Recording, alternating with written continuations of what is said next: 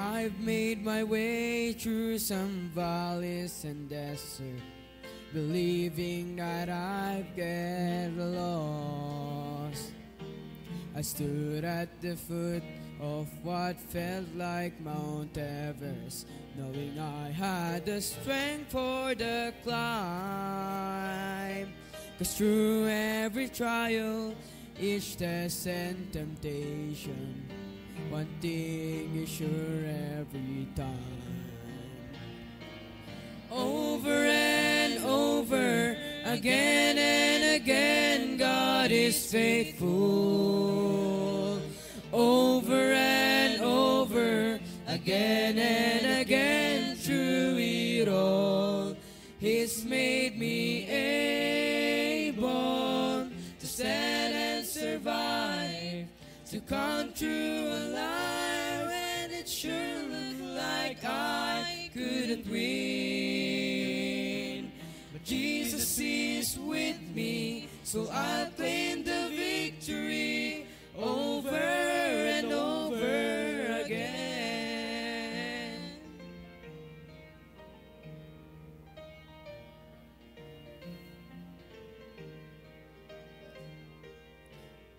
Ask me why, I have no hesitation. God does what He says He will do.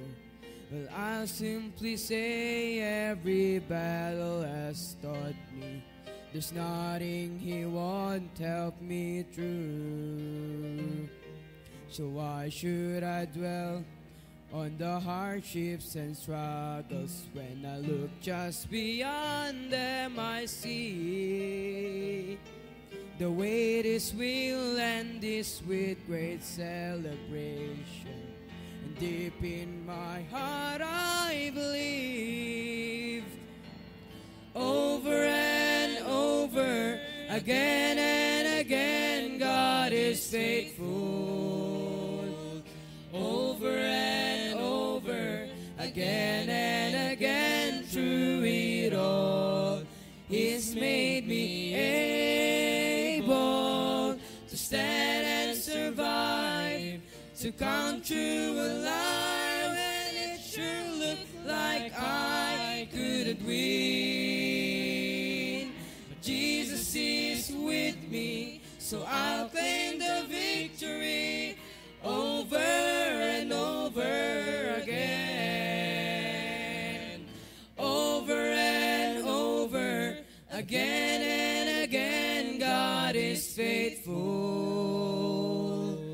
Over and over, again and again, through it all, He's made me able to stand and survive, to come through alive, when it sure looked like I couldn't win.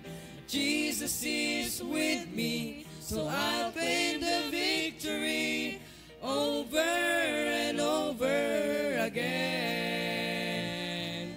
Jesus is with me, so I'll claim the victory over and over, over and over, over and over again.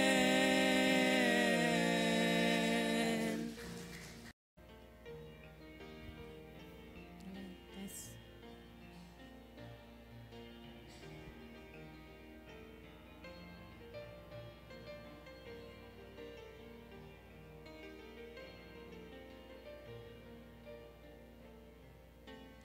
It is hard to understand God's purpose in our lives.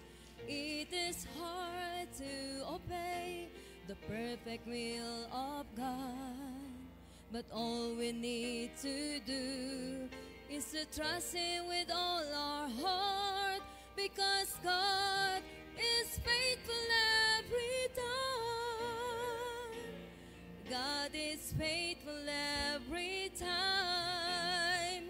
He will never leave you. God is faithful every time. He will now protect you. All things are come with a purpose. Whether it is hard, still God knows what is best, because God is faithful every time.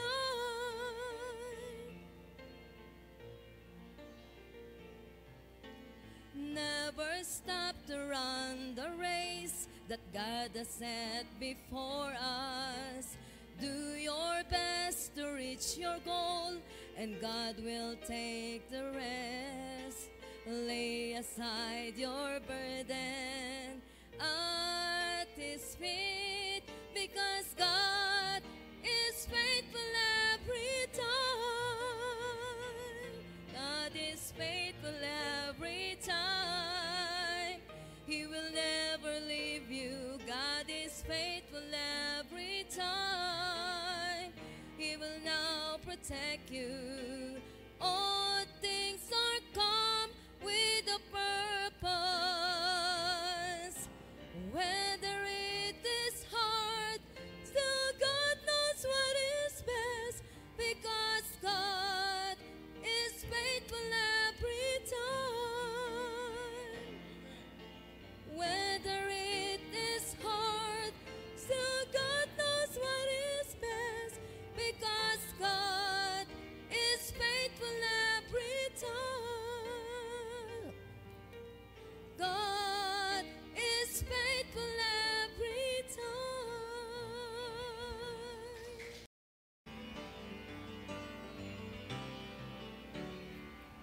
Lately I've been through some testing and trials. Felt like a detour that went on for miles. But standing here now looking back, I can say, Lord, I'm thankful. Some storms I thought I would never survive, but here I am feeling so strong and alive.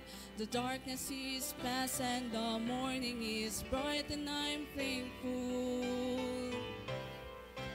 Lord, I'm thankful like David after Goliath, like Paul and Silas after the jail. I'm thankful like Daniel after the lions. Lord, I'm thankful.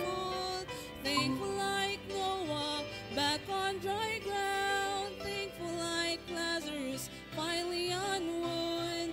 Every beat of my heart wants to pound. I'm thankful, Lord, I'm thankful.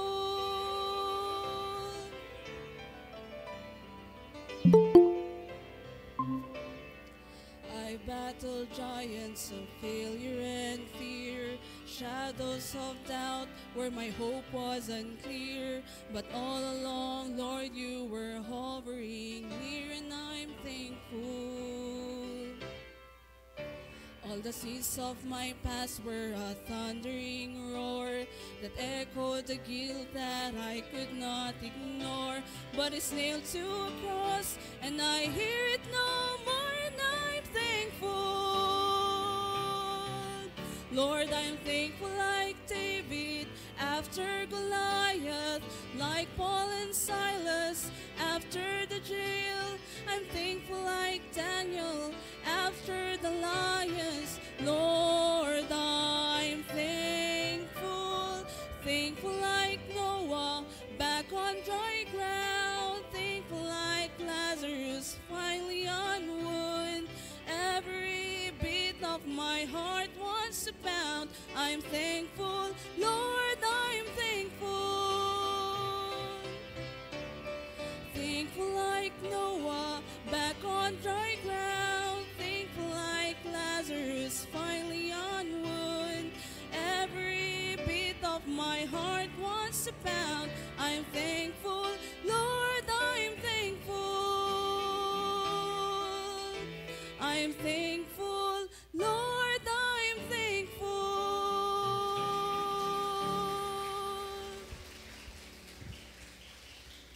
Amen. All right. Good songs we heard. Amen.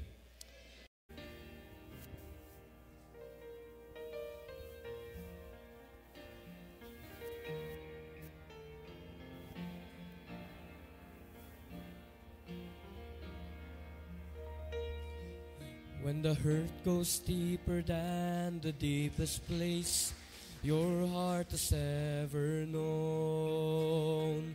When you're standing in your darkest trial and it seems you're standing all alone. When the tears fall down like bitter rain and you're wondering if the sun will shine again. In the midst of disappointment, look around, you'll find a faithful friend.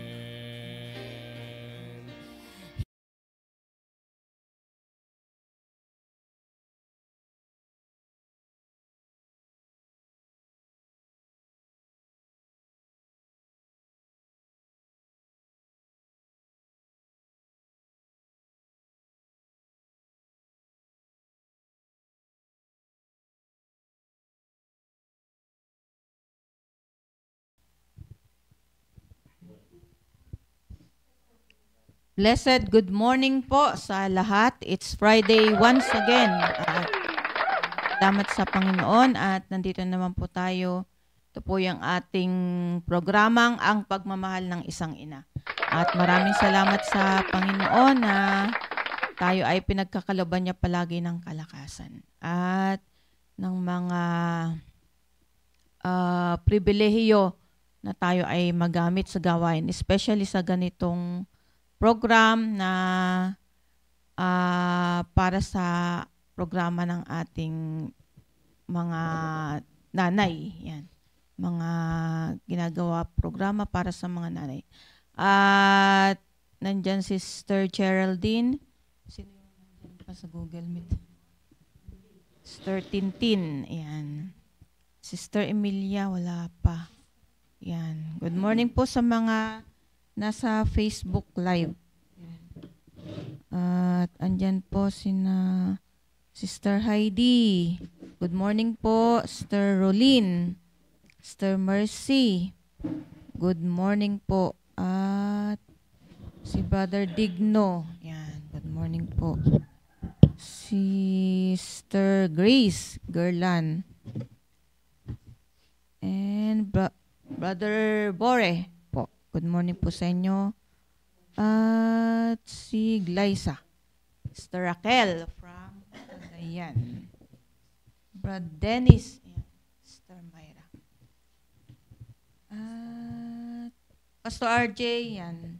Good morning po sa inyo. At mga kasama naming mga full-time mothers dito sa church. Ayan. Kasama namin dito sa studio. And prayerfully tayo ay patuloy na maging blessing sa lahat ng ating mga sasabihin po ngayon. Ayan po, ilingin ko po ang mga kasama ko na host na sila po ay babati po sa inyo.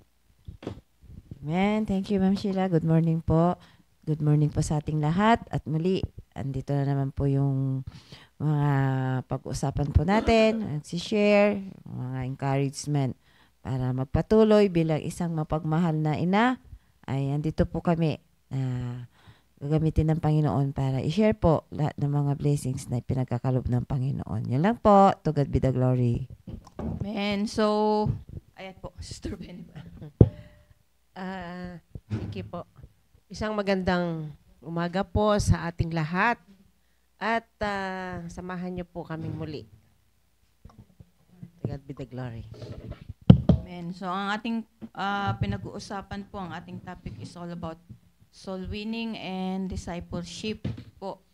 So, palaging tinuturo po sa atin ng ating mahal na pastor na yung pagpaplano po ay mahalaga sa araw-araw. Yun po, planning. At napakaganda na tuwing tayo po ay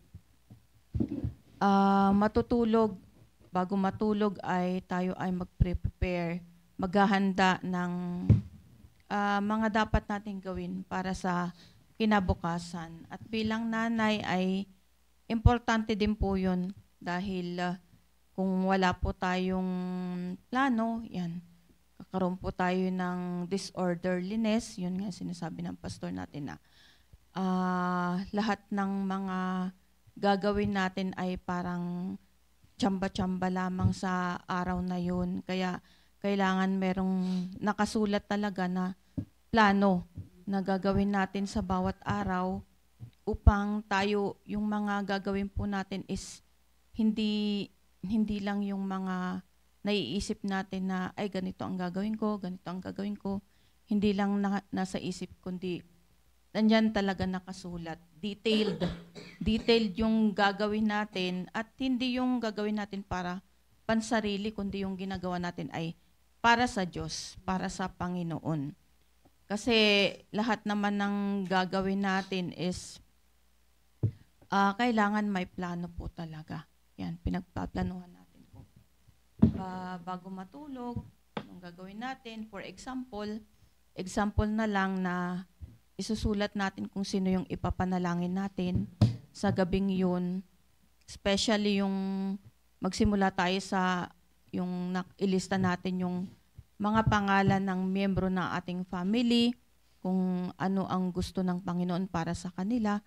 And then, magkaroon din tayo ng Bible reading. Yun lang po yung example ng planning. Bible reading. Yan po. Pangatlo, sino yung pwede nating kausapin para ma-sharean ng salita ng Diyos. O yun lang po yung halimbawa ng planning. Number 1, yung prayer time natin, yung mga pangalan ng pamilya natin, o yung mga hindi pa ligtas, yun. Pangalawa, yung magbabasa tayo ng Bible verses, yan. Sa Biblia, yung, or ano man yung nakaplano na yan na one chapter sa umaga, sa gabi, ganun.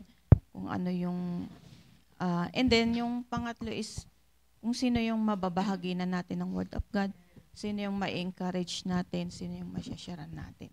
So yun lamang po yung halimbawa ng planning. So, maganda na sa soul winning natin is talagang detalyado kung maganda nga din po sinasabi ng pastor natin na meron tayong area na pinupuntahan at sino yung kailangan nating sharean doon ng gospel sa area na yun. Maganda nga yun na bahay-bahay yung pupunta tayo sa bahay na kung saan sharean natin sila ng gospel. Bagamat meron yung time na talagang hindi sila nakakasama. So, hindi yun yung dahilan para tayo ay mag-stop. Maganda pa rin yung meron talaga tayong counselor, meron talagang magtuturo sa atin kung ano yung dapat nating gawin. So, short lang na testify ko yung siguro kung makakatulong din sa atin bilang mga nanay, yung ginagawa namin sa area, hindi naman ito yung hindi naman ito yung present, but yung parang naaalala ko kasi yung ginagawa sa amin ni Pastor RJ nung leader pa siya, na talagang he is an encouragement na sa pagiging leader niya, he became an encouragement. Pero sa iba kasi na-o-offend sila kapag chine-check yun. Kasi Sunday pa lang, talagang after the service, i-check niya kung sino yung nakapagdala ng visitor. So, i-recognize niya yan.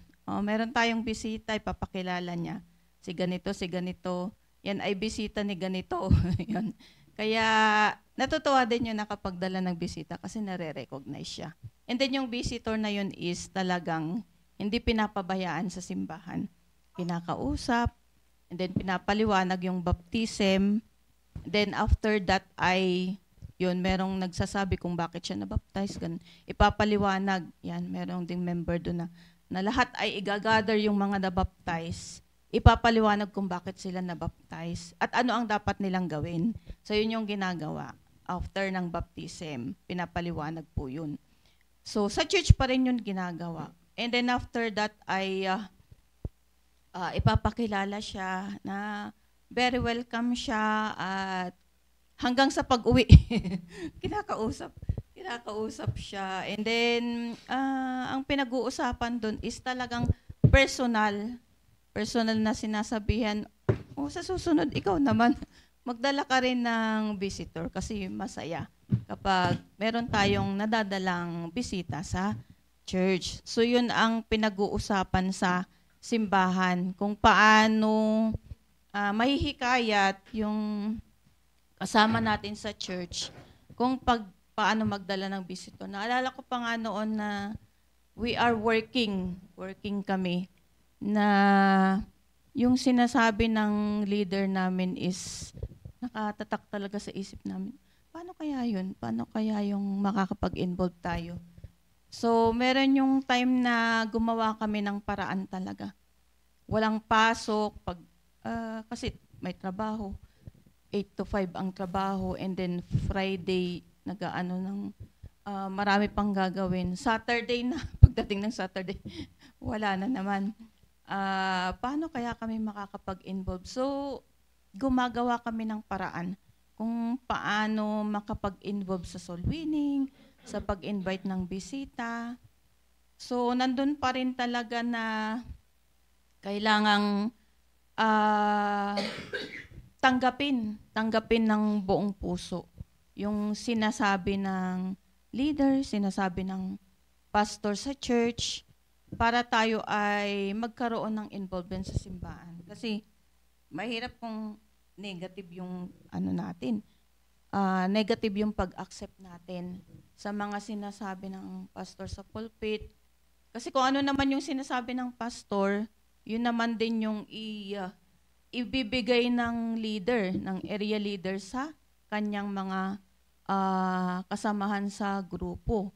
So yun pa rin yung pinag-uusapan. So meron yung time na meron din kaming mga may mga motivation motivation sa mga young people kung paano sila mag-involve. O sa yung mga young people kinakausap na sinasabi nila na may mga ibibigay na Bible. Kailangan makapag-invite ka ng bisita para meron kang Bible. Parang mga ganun. May mga motivation, may mga pinamimigay na konti lang just para ma-recognize lang or para mahamon yung miyembro ng grupo na siya ay magso-soul winning. Kaya naalala ko noon na meron yung pumupunta sa bahay si Pastor RJ, pumunta siya doon na "Oy, sister," sabi niya. Saturday ngayon, meron din mga kasamaan sa grupo na pumunta doon na meron tayong ganito, may activities tayo na ganito. Ini-inform. Kaya pag nagbibisit, yun ang ginagawa. Ini-inform yung mga activities ng church. Kaya bagamat super busy yung tao na yun, ay ganun ba? Ganun ba ang ginagawa niyo sa church? Ganun. So, nai-encourage din yung at saka nung panahon namin talagang kung ano yung sinabi mo na goal, kung ano yung sinabi namin na goal sa leader namin, kailangan maabot namin yun eh. Hindi kasi kami yung parang yung parang nakatulala lang kung ano yung ginagawa is hindi namin ginagawa. Parang sa amin kasi kung ano yung sinabi ng leader namin, yun ang gagawin namin para kaming mga yung mga, di ba may mga yung mother hen ay sumusunod lang yung mga sisiw. Kami yung mga sisiw ni Pastor RJ. Kung ano yung sinabi niya, dito tayo sa areang ito, magso-soul winning. Wag niyong palalampasin yung mga bahay na yan. Kailangan kakatukin nyo yan. Kailangan kung may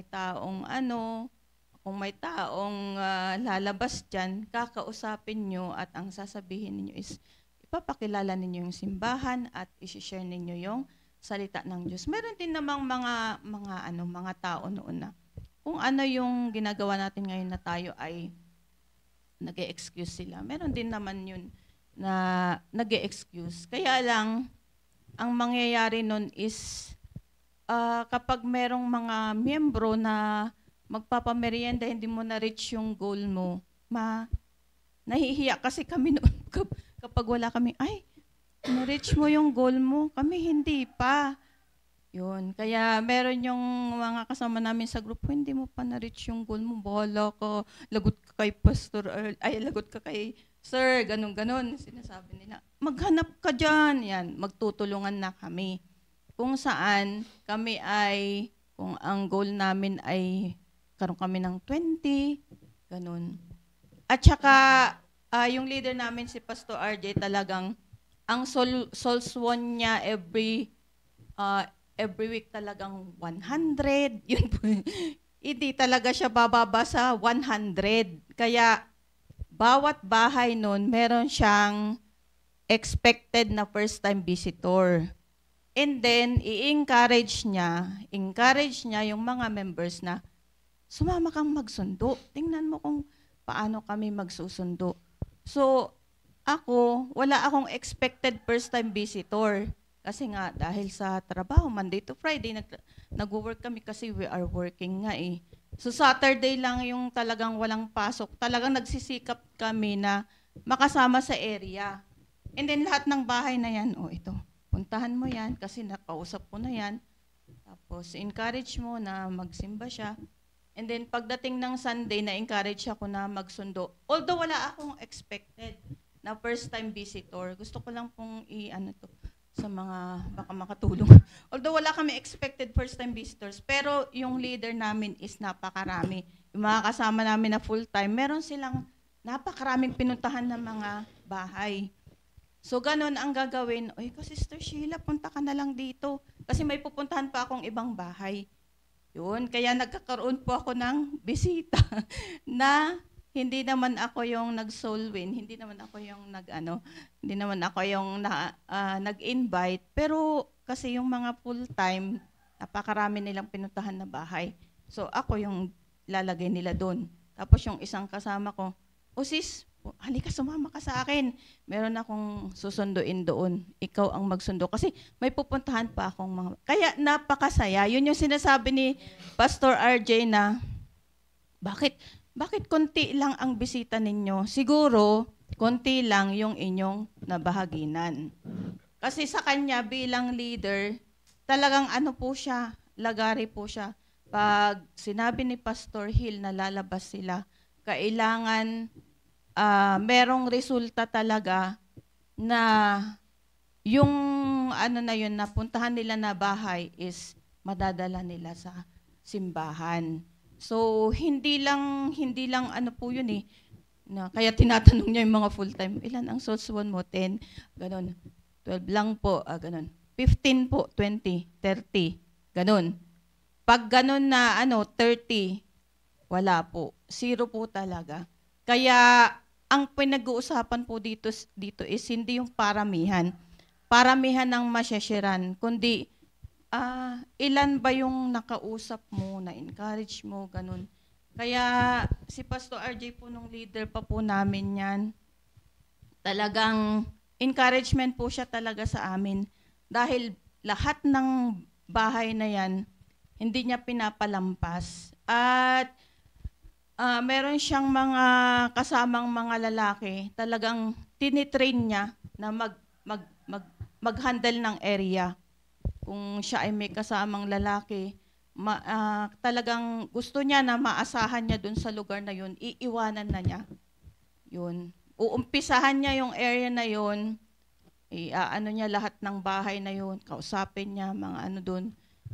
Parang siya lang yung magli-lead. And then pag na-train na niya yung kasama niyang lalaki doon, iiwanan niya na doon, siya na yung mag-area doon. So, yung buong Paranaque na yan, talagang galugat yan. Kaya nung na-invite kami doon sa wedding, kasi yung wedding ni Saddam at saka Sister Jenny Rose, andun nagkita-kita kami yung mga bunga namin sa area, na sabi ko, yung sa Paranaque na yun, doon sila nakatira. Sabi ko, doon pa rin po ba kayo nakatira sa San Valley, yung sinusunduan natin? Yes, ma'am, doon pa rin po kami, sabi nilang ganun. So yung mga bunga niya, nandoon pa rin sila until now. Kasi nakita nila na talagang yung pinapakita ni Pastor RJ is talagang yung pagmamahal niya sa Panginoon. Yun yung nakita nila kasi tapos sabi nung mga bunga niya na, alam niyo ma'am, sabi niya gano'n, naalala pa namin na kayo yung pumupunta doon. Nung wala si Pastor RJ, kayo yung sa amin, ganito. Kaya nakakatuwa po yun, subukan po natin yun na, although hindi natin magawa yun, di ba? yung oras hindi talaga natin aaksayahin. Yung araw na yun na magso-soul winning, hindi natin aaksayan yung oras na wala tayong makakausap. Kasi parang yun yung nakikita ko na kulang sa mga full-time staff. Kasi pag tinanong sila, ilan ang souls won mo ngayong araw na ito? 10, 20. So mas marami na yung 30.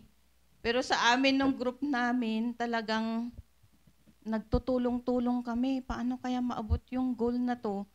Yung goal mo na 20, hala, lagot ka. Hindi ka pamimeriendahin, hindi ka pa kakainin. Kaya wala pa kaming merienda, wala pa kaming lunch. Kailangan naming ma-reach yung goal na yun. At saka kailangan meron kaming sasabihin kasi staff kami. Kumakanta din ako sa choir. So after the choir practice, meron na kaagad na sasabihin ni Pastor Hill na, sabihin ninyo kung saan kayo pumuntang area. Sabihin nyo kung ilan yung soul winning ninyo. Hindi pwedeng magsinungaling po. Hindi pwedeng magsinungaling na nakapag-soul winning tayo ng pero hindi naman natin ginawa, di ba? So, konsensya natin yun. Kaya, sinasabi namin, kami palagi yung nag-uusap ng mga working, paano kaya yan? Tatanungin na naman tayo ni Pastor. Oo nga po, hindi rin ako nakapag-soul winning eh. Kaya, nahihiya din kami kung kapag ganun yung ginagawa natin na nasa ministry tayo, tapos pag tinanong tayo kung ano yung accomplishment natin para sa Panginoon, wala tayong masabi. Kasi nga, yun nga, puro trabaho, puro kung ano-anong excuse. Kasi kung talagang ninanamnam natin yung salita ng Diyos na napapakinggan natin, yun din naman yung sinasabi ng pastor sa mga area leaders. Kasi after na kausapin tayo sa pulpit ng pastor natin, meron na namang area leader na mag-i-encourage sa atin. After the and then hapon na naman, sumasaya kasi pag hapon, nandun yung mga members na patak-patak tayo, ganito. Patak-patak tayo, magkape-kape, bili ng tinapay, ganun. So naalala pa namin na tuwing end of the month, pumupunta si Pastor Hill. Tinitingnan niya yung mga grupo, yan. Every Sunday, meron siyang pupuntahan na grupo, ganun. Kaya natutuwa siya dun sa grupo namin, may bago na naman Yun, palagi niyang nakikita na merong mga baguhan. Yun yung sinasabi ni Pastor RJ na pag lumalago ka bilang discipler, merong bago. Pero hindi po talaga excuse yung hindi tayo makapagdala ng bisita. Meron ding ibibigay ang Panginoon kung tayo po ay magsisipag. Ayan po. Natagalan na ako.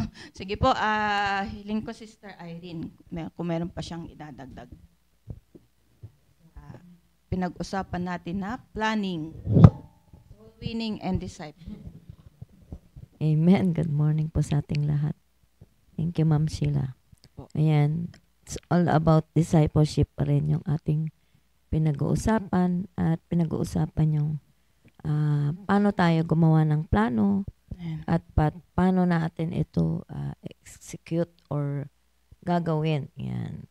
Na hindi natin ito magagawa kung sa sarili nating kaisipan lang, kundi kinakailangan talaga yung prayer. Na habang tayo ay nagpe-pray, ay sinasama natin ng trabaho. Yan. Katulad ng sinasabi ni Ma'am Sheila. Talagang ang leader ay tinatanong. Kaya hanggang ngayon, si Pastor RJ, pastor na siya. ganun pa rin yung ginagawa sa amin. Every time na magme-meeting kami, iniisa-isa. At nakakatulong yon. Isang paraan ng motivation, yung talagang iisa-isahin kayo para magkaroon ka ng mapupush ka talaga na gawin yung dapat mong gawin, yung plano, na hindi ka lamang nagplano, sinulat, kundi dapat gagawin mo ito. Na sa pagganap nito ay hindi pwedeng mawala ang Panginoon. Yan sa tabi mo. Palagi siya. Sabi niya nga sa Matthew 28, go.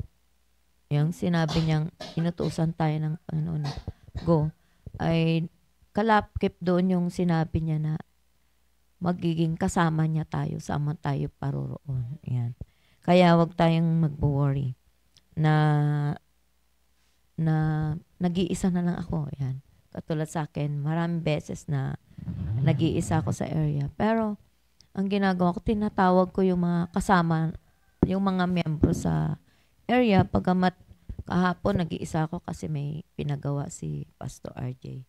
Kay Edgar, tinawagan siya, bumalik siya agad. Ang plano talaga namin doon sa area na bira namin mapuntahan kasi meron dong miyembro na nanganak hindi nakakapunta sa church. Kaya ang ginawa namin, sabi ko kay kay Nanay Lina, puntahan natin siya. Yan. At daanan, habang doon tayo magsasaturate doon sa lugar na yon. Bagamat hindi, hirap siya sa paglalakad. Ang talagang hina-hina, yung lakad dahan-dahan kasi pababa ng pababa yun. Nakakarating kami doon sa biyaya ng Panginoon. Doon kami nag-saturate ay na Bible study na rin namin yung matagal nang hindi nakakapunta. Kaya double purpose yung pagpunta doon sa area, saturation, soul winning, lahat ng nakakasalubong, nakakatok sa bahay.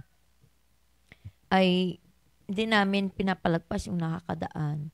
Kasi isang way para makapag-invite ka din ng magiging bisita or yung ina-expect mo sa araw ng pananambahan. Kaya nagpapasalamat ako sa Panginoon dahil andyan si Nanay. Bagamat ako yung nag-iisa kasi full-time na pumunta sa area. Hindi ko nayaan na ako yung nag-iisa. Yan, hinanap ko yung mga kasama, miyembro sa aming grupo. Bagamat karamihan sa kanila ay estudyante, nagwo-work, may trabaho kasi sila. Si Nanay ang walang trabaho, doon lang siya sa bahay. Ay sinama ko siya, dinaanan ko at yun, nag-umpisa kami mula sa baba at pataas. Yan, unti-unti. Yan, nandun yung yung i-apply mo talaga yung binili ng pastor, ano yung gagawin mo sa area, ano yung gagawin mo sa plano mo, na yung plano nun ay iniisa-isa mo pinagpipray. Gabi pa lang pinagpipray na at pagising sa umaga. Yun din yung ginagawa na kinakailangan yun para mas lalo kang mag-grow.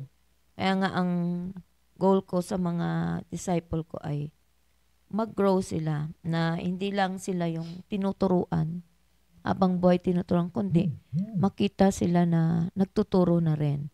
Yan kasi yun yung gusto ng ating pastor. At ganun din yung ating Panginoon. Sabi nga sa 2 Peter 3:18, but grow in grace and in the knowledge of our Lord and Savior Jesus Christ. To Him be glory both now and forever. Amen. So yung mag-grow ka kapag yung ginagawa mo ay step by step. Sabi nga ni Pastor, hindi dapat nananatili ka na lang sa first step. Dapat umuusad ka, nagmumove ka, nagle-level up ka, na kung noon ay ang first step mo ay salvation, second ay yung baptism, third yung growing. Medyo doon tumatagal kasi talagang discipleship yon na para tayo ay mag-grow. Yan. First, dapat andun yung palaging nananalangin tayo. tutulungan din natin yung sarili natin na hindi lang natin naasa na pagpe-pray nila tayo. Kinakailangan tutulungan din natin yung ating sarili para mag-grow na hindi tayo maging stagnant na Christian, kundi lagi nating kung yung mga services dapat laging present tayo para lalo tayong lalago. Kasi kinakailangan nating kumain ng salita ng Diyos. Yun yung ating spiritual food, di ba? Na kung ang baby, di ba, pinapakain, magmula baby yan, gatas. Yan, ganun din sa ating maturity. Kinakailangan ay kumakain tayo ng salita ng Diyos. Yan. Yan. Dapat para mag-grow tayo, kinakailangan makinig tayo ng salita ng Diyos sa pamagitan ng pagpunta sa church. Yan, yung going to church. Yan. And then yung secondly, yung reading the Word of God and pray. Yan, hindi mawawala yung prayer pagkatapos mong magbasa ng Bible.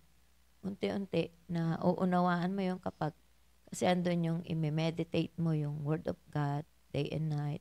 Sabi nga doon sa Joshua 1:8, i-meditate natin to. And then yung sunod doon yung obedience. Mag-obey tayo sa Word of God para lalago tayo. Hindi tayong nananatili sa hanggang second step ka na lang.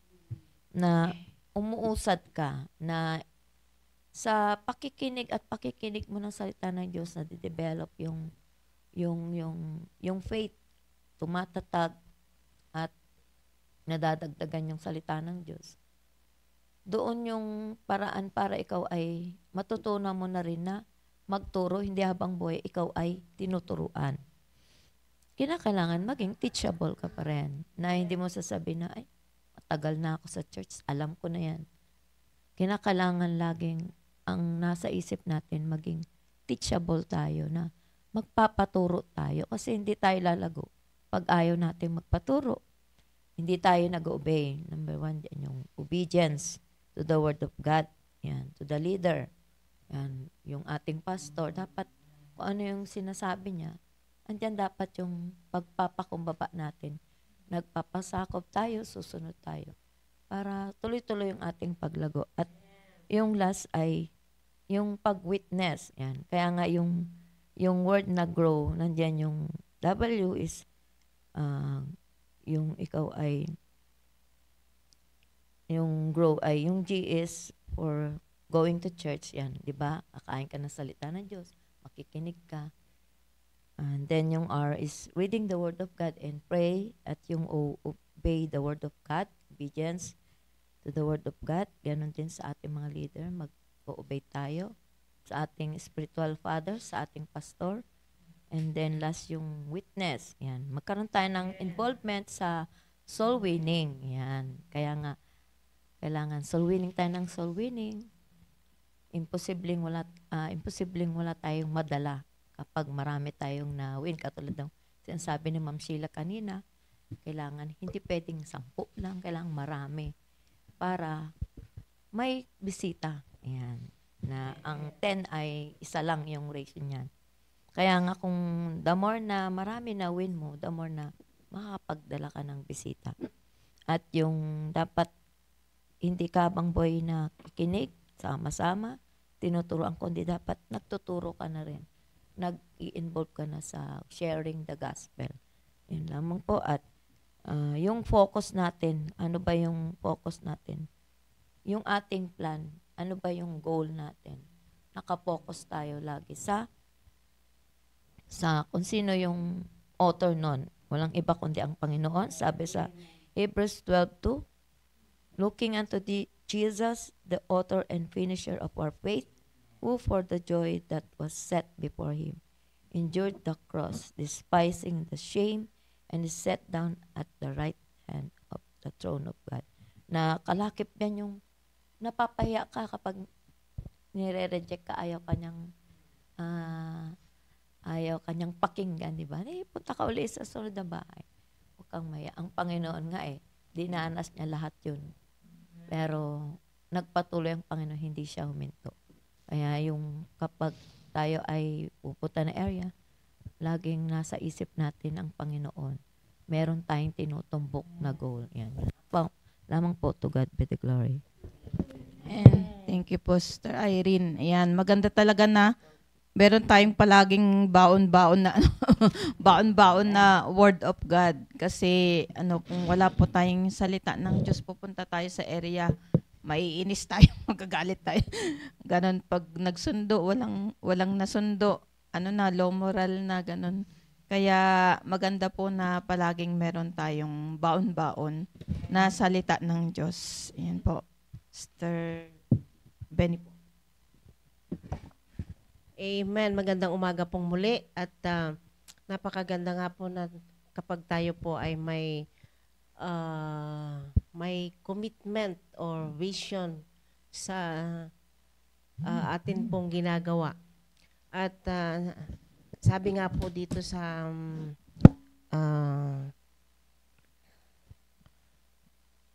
sabi po dito sa Ecclesiastes 12:13, let us hear the conclusion of the whole matter, fear God and keep His commandments, for this is the whole duty of man. Yun po, duty po natin yung bilang isang anak ng Diyos na tayo po ay magkaroon tayo ng responsibilidad po ba sa ating ginagawa, sa atin pong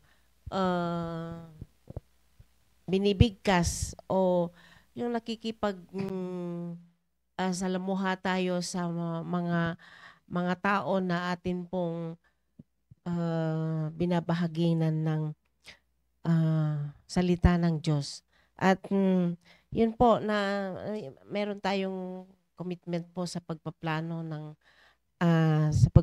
po sa atin pong ginagawa at yun, sabi nga dito na hindi lang ba yung gagawa tayo pero yung pansarili lang, wag lang yung pansarili lang po natin na gawain. Kasi kung pansarili lang po natin na gagawin, ay hindi po tayo lalago. Kasi sabihin nga natin na ako, kaya ko yan, kaya ko. Sabi natin. Pero walang takot sa Diyos. Wala ang Diyos doon sa ginagawa niya. Kasi pansarili lang eh. Yun. Kaya, paano nating mawiwin yung iba kung ang nakapokus sa atin ay yung sarili lang natin. Hindi natin sila mawiwin kung sa sarili lang natin na una ay magkaroon tayo ng takot sa Diyos. Yan. Na unahin natin ang Diyos bago yung ating sariling mga iniisip, sariling gagawin. At ang sabi nga po dito na sa Matthew 6:33, seek ye first the kingdom of God and His righteousness, and all these things shall be added unto you.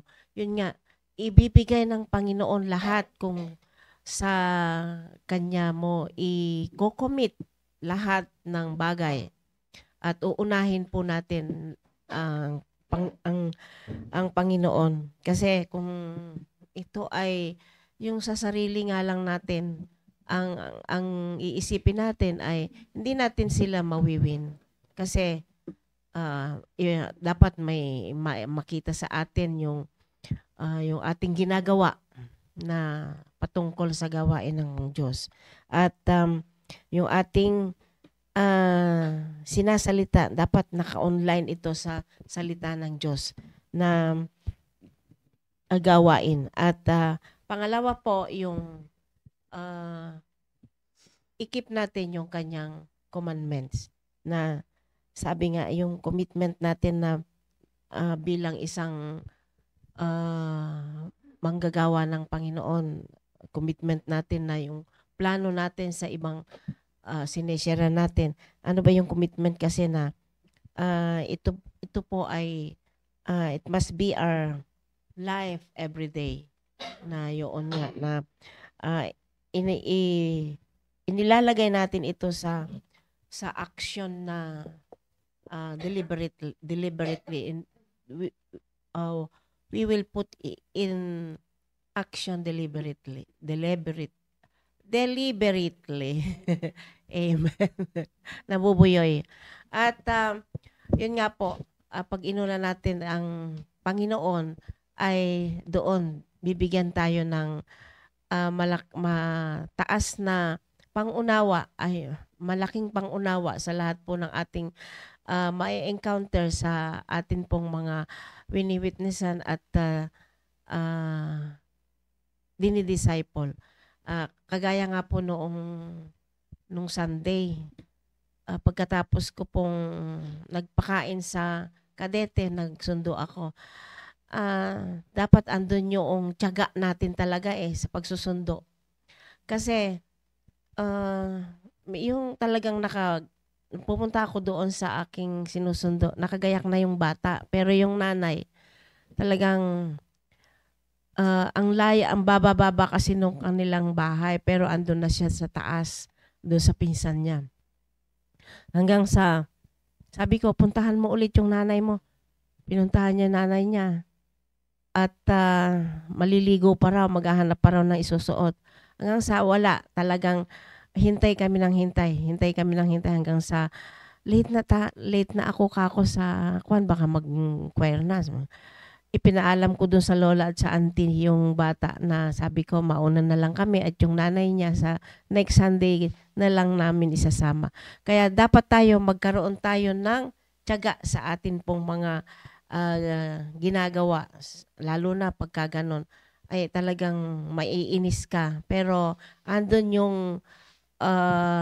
yung takot natin sa Diyos na bakit ba tayo maiinis, kasi andun nga na yung ang bagal, mangangako na sandali lang, pero dapat tayo, kaakibat na talaga yung ganon na pangyayari. Kaya sa yung pinaplano natin sa kanila ay wag nating wawalain yung takot natin sa Panginoon. At andun, kagaya nga po na sabi nung bata, maintindihan naman po ni mama ko yun. Gusto naman niya na ako ay parating pumupunta sa church, sabi niya ganon. Pero yun, kaya doon na lang po, halika na, tara na kako, mauna na tayo. At yung lola niya, sabi niya, sige, at sabihin ko na lang doon sa nanay niya. At yun, kung di tayo magtitiyaga talaga sa atin pong mga sinusundo, dinidisciple, ay wala. Kaya dapat andun yung takot natin at sumunod tayo sa salita na. Yun lang po. To God be the glory. Thank you po, Sister. Amen. Good morning po sa ating lahat. Sabi nga ang discipleship, ito ay napaka-importante para sa ating personal growth, sa ating faith, maturity, spiritual maturity, at guidance natin para sa ating accountability.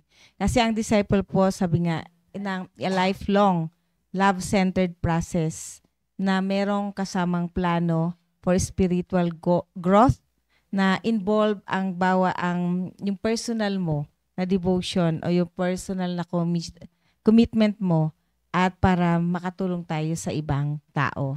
So, as a Christian, kinakailangan nating mag-disciple sapagkat sinabi nga diba sa Matthew 28 verse 18 to 20 na go ye therefore, na sabi nga kailangan nga to para mag-disciple ng all nations. Ito yung nagpapakita na tayo ay tunay na talagang we grow in our faith.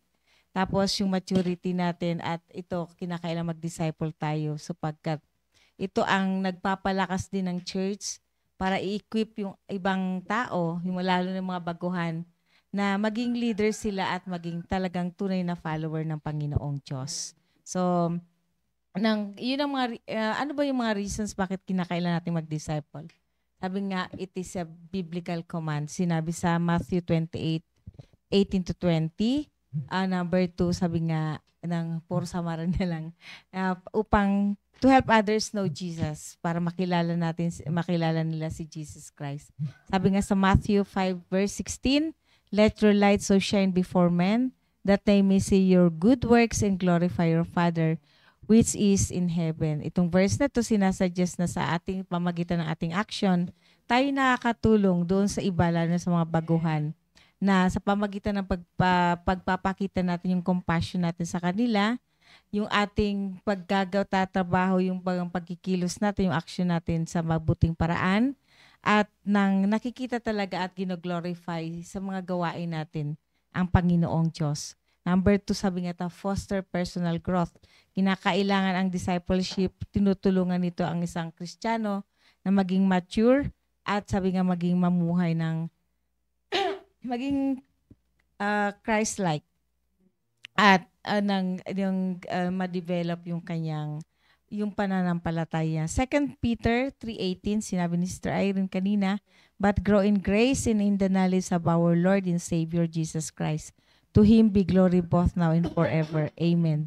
Itong verse na to, ini-encourage tayo na para sa ating personal growth at spiritual growth. Ito yung nag-i-emphasize na mag-continue tayo na mag-pursue na magkaroon ng wisdom, maturity in faith, and developing Christ-like character. Number 4, sabi nga, build stronger churches. Ephesians 4:11-14, medyo mahaba. Pero explain ko na lang po yung tong verse na to. Nasabi nga ito, yung verse na to, ito ay ini-equip ang bawat believer na magkaroon ng ministry at maging ma-build up nila talaga yung nandun na sila talaga ay body of Christ. At sabi nga to provide personal guidance. Number 5, at yung maraming tao na kinakailangan nating i-navigate, kailangan natin sila ay pagtiyagaan para na sila ay manatili din na nasa simbahan. Number 6, to pass on faith. Ang discipleship, sabi nga, ito nag-i-involve na sinishape natin kasi yung isang tao. Diba? Ganun na lang ang katuwaan natin, isang kabataan na pasaway, pero pag siya ay nagbago, diba isang malaking kagalakan din yun sa atin. Pero hindi natin kayang gawin yun kung hindi ang mag-i-intervene ng Panginoong Diyos. So sabi nga sa Psalm 78 verse 4, we will not hide them from their children, showing to the generation to come the praises of the Lord and His strength and His wonderful works that He hath done. So last, sabi nga, to live out love for others. Ang maano man ang bagay na mahirap sa ating personal na o kaya sa ating family o kaya sa ibang tao. Kapag ikaw ay gumagawa na may pagmamahal, ano man yung mga obstacle, ano man yung kahirapan, ano man yung difficulties na ma-encounter natin, nandun kasi mahal natin. Nandun yung pagtsatsaga natin sa kanila. Nandoon yung talagang yung nagbibigay sa atin ng power para mag-continue. Sabi nga sa Galatians 6 verse 2, bear ye one another's burdens and so fulfill the law of Christ. Yes, hindi po madaling mag-disciple, lalo na kung yung dinidisciple mo taon-taon taon mo nang dinidisciple, pero parang hindi sila nagmamature spiritually. Parang sabi nga, seek ye first the kingdom of God, pero sa kanila ba, seek ye first the money. Na ilalagay nila yung food for their mouth o yung provide nila sa pangangailangan nila. Kaya nga yung prayer natin doon na sana makita nila yung ating pagtsatsaga sa kanila. Makita nila yung importansya ng Panginoong Diyos, yung importance ng mahalin ng Panginoon. Kasi sabi nga, siya yung provider. Yung matutunan sana nila yun na hindi kayang ipagpalit yung Sunday para sa trabaho o kaya sa chance. Kasi pansinin niyo, lahat naman tayo nagsasaturate, lahat naman tayo nagvi-visit ng area. Ang Baguio kasi ay kakaiba, di ba? Makikita mo sila workaholic. Magtuktok ka sa kanila sa bahay nila sa araw, wala kang makakotok. Kasi lahat sila nasa trabaho, yung magulang, yung mga bata naman sa school.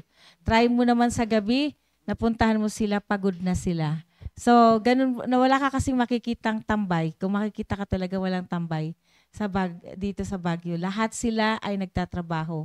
At kaya kung mapapansin mo nga, hindi lang talaga sila taga Baguio na talagang lumaki sila sa Baguio or talagang sa Baguio na sila naniran. Karamihan sa kanila mga galing sa Pangasinan. Sabi nga yung Baguio nga ay second province ng Pangasinan. Kasi kung makikita mo sa Burgos, sa Zamora, kung ikaw karamihan doon. Kasi sila ay tatrabaho sa market. Kung hindi naman taga Pangasinan ang mai-encounter mo mga taga Bisaya, lahat din sila, pumunta sila, dumayo sila sa Baguio upang magtrabaho. Kaya parang ang hirap talaga na kung anuhin na napuntahan sila. Pero sabi nga, kinakailangan natin ipag-pray sila. Tiyagaan. Kasi kahit paano, although pinagpipray mo every Sunday, meron kang bisita, pero wala kang madala kasi nga dahil nga sa mga reason na ganun. Pero kahit paano, paminsan-minsan pa rin, hindi ka pa naman nasisiro for 1 month na wala kang madala. Kaya yun lang, talagang kailangan mong luhuran itong mga tao na to. Kasi kahit nag-oo na sila, pero pagdating ng linggo, ay sorry po kasi kinuha po akong mag-extra sa parlor, ganun. Talaga. Ganun po sila kasi para sa kanila yung necessity, kailangan nila munang unahin kaysa yung word of God. Kaya kinakailangan nating pag-pray talaga na maging committed sila. Makita nila yung importansya kung ang Panginoong Diyos ang unahin nila. Lahat ng difficulties nila ay i-bless sila. Na nang ibig sabihin mo, overcome nila kapag inuna muna nila ang Panginoong Diyos. Yun na lang po, to God be the glory. Thank you po, Sister Beth. Nakarelate ako doon kasi yung meron kaming sinasamahan ko kasi si Iya doon sa disciple niya na young people, yung binabible study namin kasi hindi pa nila alam talaga kung ano yung kung bakit sila na-baptize, bakit sila nadagdag sa church. So, yun, kailangan nilang pumunta ulit sa church. Meron yung time na nalilate sila ng uwi. Yun yung sinasabi ko kay pastor na kailangan kong samahan siya, puntahan namin yung lola para ipaliwanag na naman kung bakit sila ginagabi. So answered prayer na naman kasi sinabi ni Pastor RJ na ang service natin ay hanggang 12:00. Kaya answered prayer ako kasi pag Sunday talaga ayaw ng payagan. Kasi ginagabi estudyante kasi po hindi pwedeng Monday ay papasok sila, mapupuyat, ganun. Natutuwa din ako sa mga sinasabi ng mga ka-members namin. Alam mo, Ma'am Sheila, pinagpipray ko din po yun na yung mga anak namin, mga namin na hindi sila gagabihin sa church. Maganda po yung ginawa ni Pastor RJ na dire-diretso yung service, ganun. Tapos, ayun, nakaka-attend sila, dire-diretso na sila ng Sunday. And then yung Wednesday, kasi meron yung time na galit na daw yung lola kasi anong klaseng church daw tayo, parang tayo daw po ay kulto, ganun. Kaya sinabi ko rin kay Pastor RJ yun, sinasabihan nila tayo na kulto daw tayo kasi gabing-gabi na daw, hindi pa natatapos yung service natin. Sabi niya, mas makapangyarihan ba yung sinasabi nila kaysa sa salita ng Diyos? Sinasabi na naman, ganito ang sabihin mo, ganito, ganyan.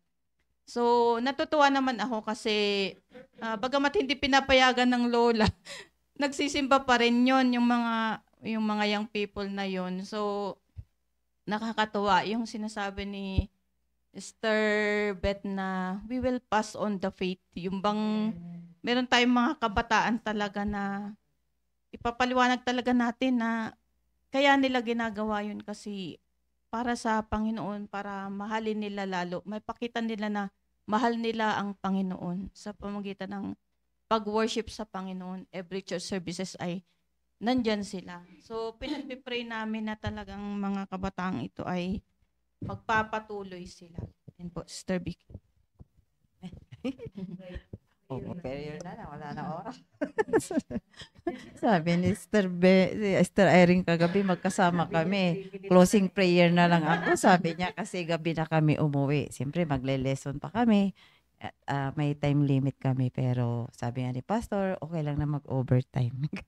Kasi So yun, grabe. Talagang tagal na, 3 months na itong pinag-uusapan. Tapos finally sa planning, ay nakaka-bless na sa lahat ng sinabi nila. Na bilang isang nanay, talagang may dapat na pagpaplano. At hindi nagkulang ang Panginoon sa atin nandyan sa Bertusuman kung paano ang bilang isang nanay na makikita nyo po sa amin ngayon, sa tagal na po, ang nag-enjoy pa rin kami na may paalala ng paalala, na may andon na talagang makinig at mag-obey.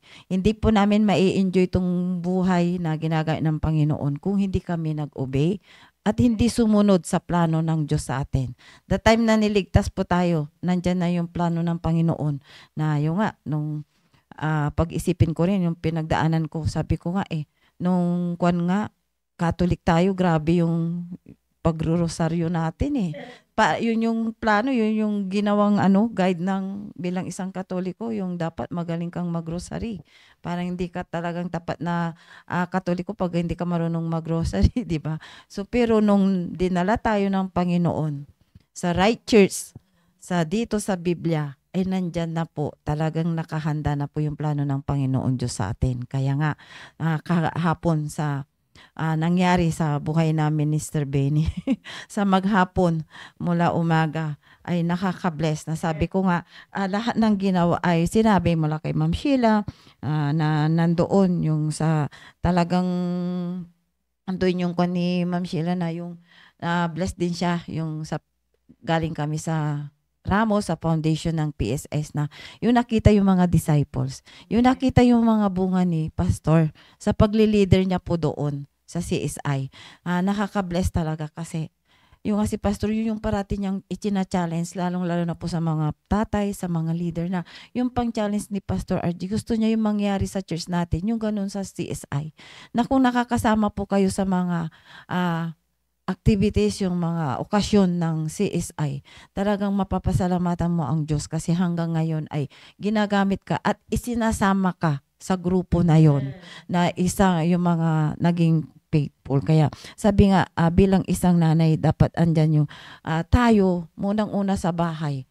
Yung sa mga pinupuntahan natin, yung parating dinadahilan nga, yung gawain, kaya hindi makapag-church, yung labahin, tas hindi magkanda ugaga, yung pati sa pagluto, akala mo naman ang nilulutuan 10 tao, yung pala 3 anak lang yung pinoproblema. Pero pag nasa pagpaplano, kaya salamat sa Panginoon na nung dinala tayo sa church, niligtas tayo, ay talagang andoon.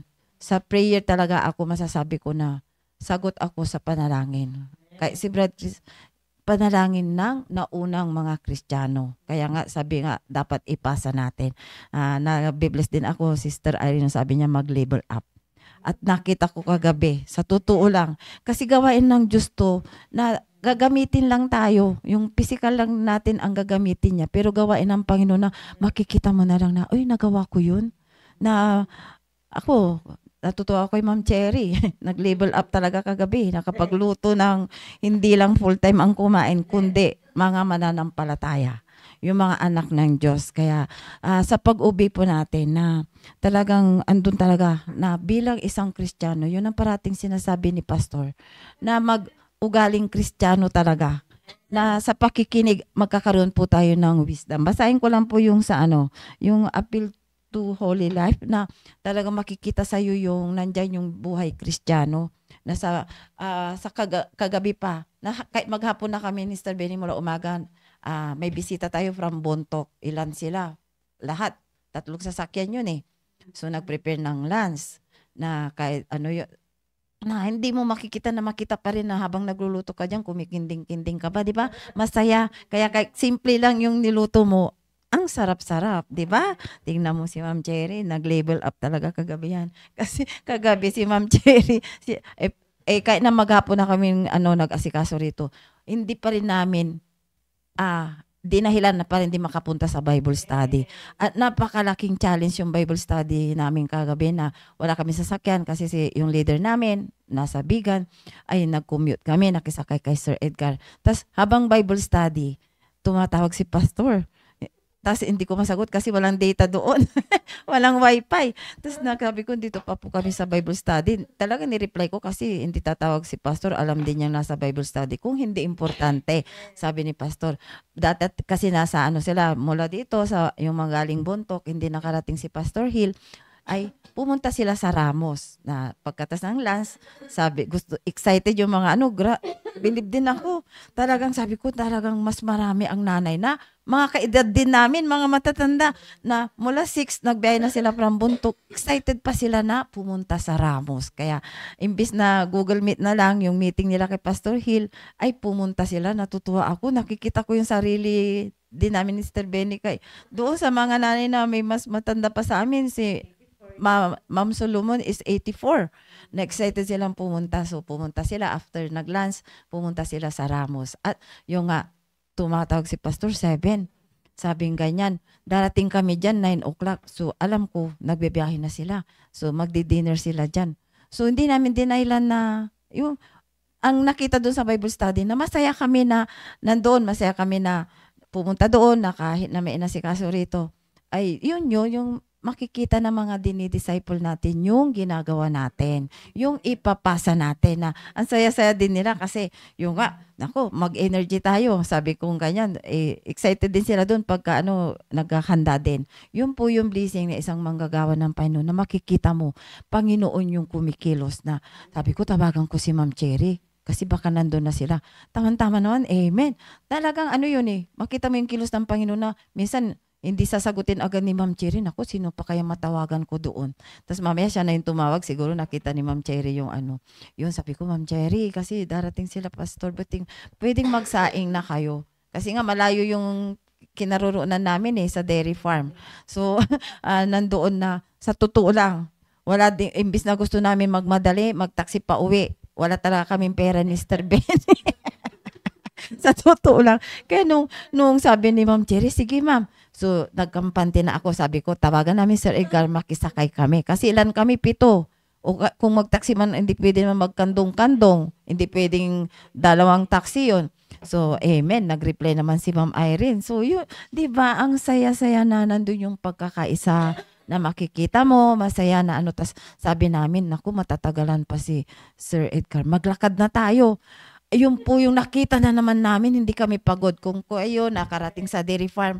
Mula doon sa dairy farm, naglakad-lakad kami kung saan kami masalubong ni Sir Edgar mula sa Fairview. Biro nyo, mula dairy farm, nakalakad kami hanggang sa may St. Peter na. Si Sister Benny, sabi, sige, basta tuloy lang kayo. Siyempre, matanda yan. Tapos maghapon nang nagluto.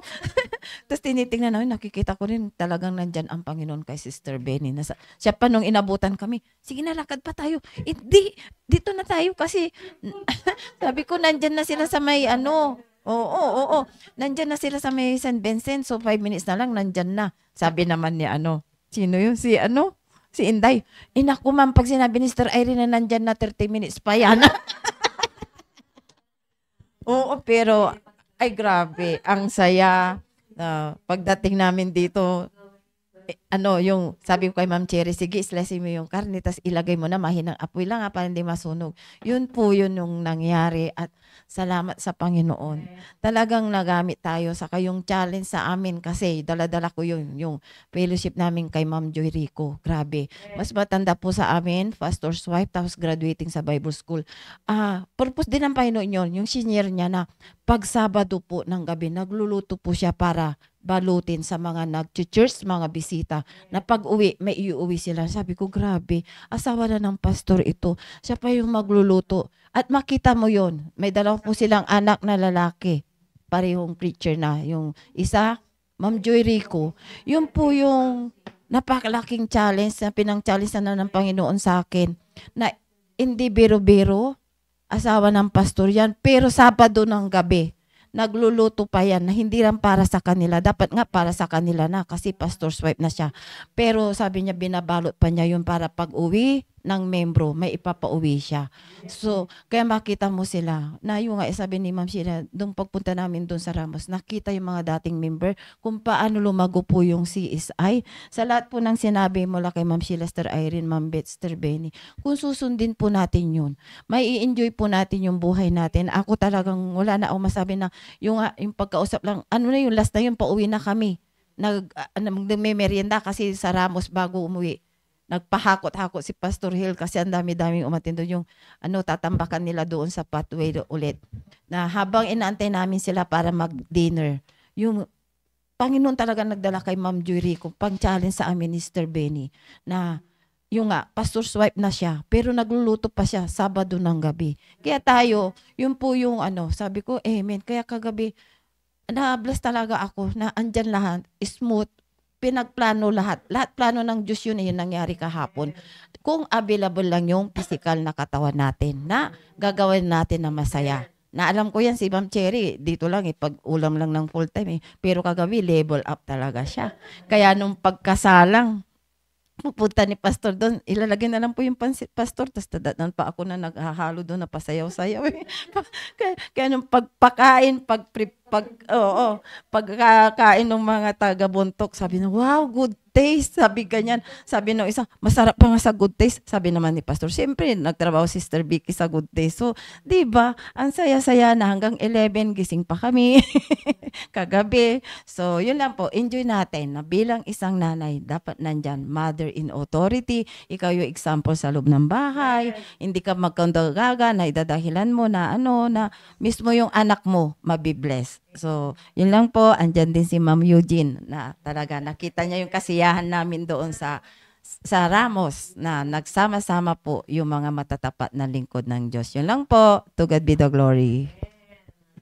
Amen. Ayan po. At maraming salamat sa Panginoon kasi para sa Panginoon naman yung ating ginagawa. We should not discourage others sa mga ginagawa natin, kundi yung ginagawa natin ay maging halimbawa para sa mga kasama natin dito sa church. Huwag po nating ipagmalaki yung mga ginagawa natin dahil ito po ay para sa Panginoon. Yan po. Sino po yung Sister Marliners? Sister Marlins. Good morning po. Ayan. At tuloy-tuloy po tayo sa ating pag-soul winning. Yung mga goals po na sinabi ng ating mahal na pastor ay pagsikapan po natin na i-reach po natin yung mga goals po ng bawat grupo. Ayan po. At Sister Agapita, good morning po. Sister Heidi, amen po. Ma'am Eugene, good morning po. Sister Alicia, at Sister Gina Mansano, good morning po. Ayan po. At Sister Tintin, baka meron kang idadagdag. And Sister Geraldine, andyan sila sa Google Meet. Good morning po. Nagpapasalamat po sa lahat po ng napakinggan na sa pag-disciples sa winning. Mahina. Talaga po yung plano and nandiyan po yung kasama na Mahina. Ay, mahina. Mahina po ba? Ayan po. Muli po, nagpapasalamat po sa devotion. Salamat po dahil sa pagpaplano, sa soul winning, sa discipleship ay nandyan po yung kasiyahan. Yan. In conclusion po, in summary po sa lahat ng sinabi, nandyan po ang paglago, nandyan po ang responsibility, nandyan po yung pamumuhay sa iba, pag-i-blessing blessing sa iba, kaya nandun po yung kasiyahan. Kaya walang reason na hindi po mag-involve, kundi lalo pa po mag-involve. Thank you po. Sir Geraldine, how are you? Andyan ka pa ba? Ayan. Okay lang naman po. Hello. Anong ginagawa mo ngayon na activities? Are you winning souls there? Yan. Share ka ba Yes ng po. gospel? Yan. May pasok na daw next week. Ayan. Magpatuloy ka sa iyong pag-aaral. Prayerfully ay makagraduate ka. Yan. We are praying for you. Thank you po. Yan. Sister Rolene, thank you. Sino pa? Pastor RJ.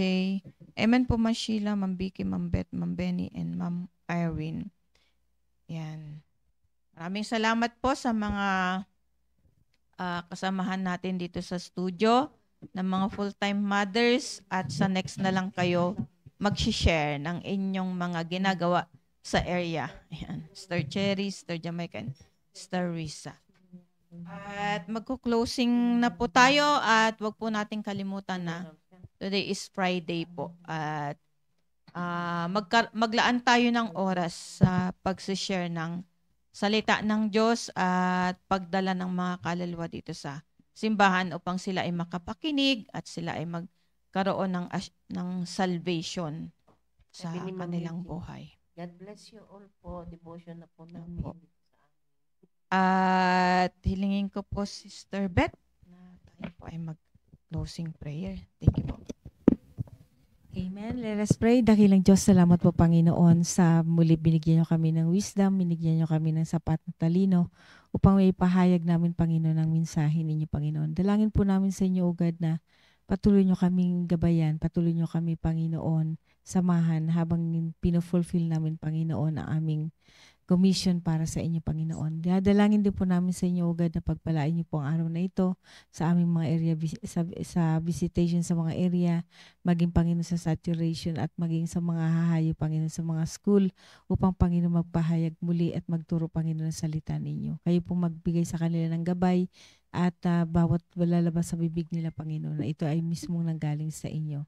Tulungan niyo rin po kaming maging blessing, Panginoon, sa mga makakausap namin sa araw na ito, Panginoon, at patuloy niyo pong kausapin ang mga taong nangangailangan unang-una ng salita ninyo. Kayo pong kumausap, dalhin niyo po kami sa kanila, Panginoon, upang muli ma-fellowship namin sila, Panginoon.